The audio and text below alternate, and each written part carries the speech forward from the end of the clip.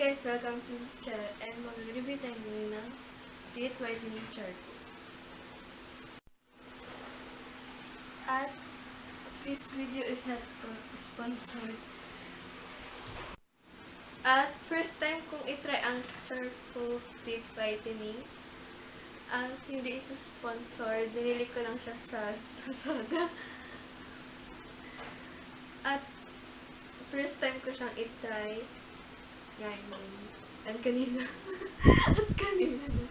Kanilang dumating yung order na to. Okay. Let's try this.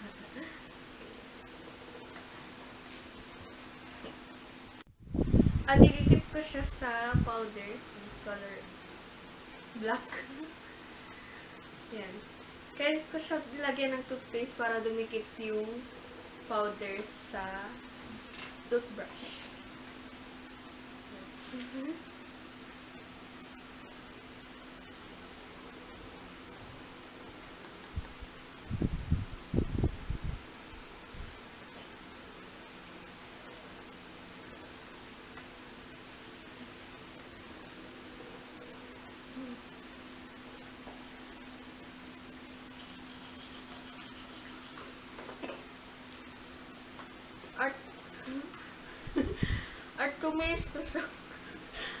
At tuminis ko siyang i-brush.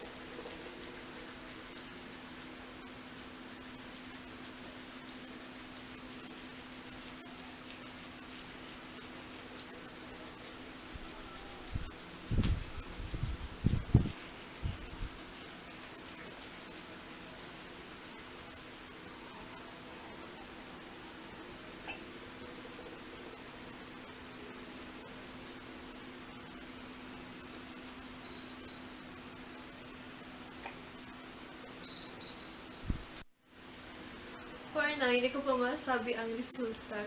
Pero sa next vlog, i-explain ko pa ano ang resulta ng teeth whitening charcoal. At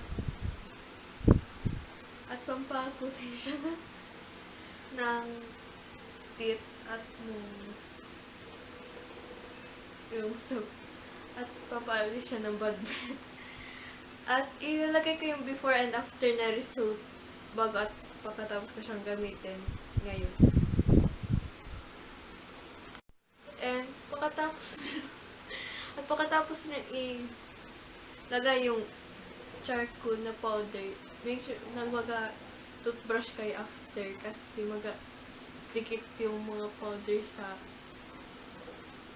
teeth nyo. Kaya pagkatapos ko maglagay ng charcoal powder, nag-toothbrush ako pagkatapos with toothpaste.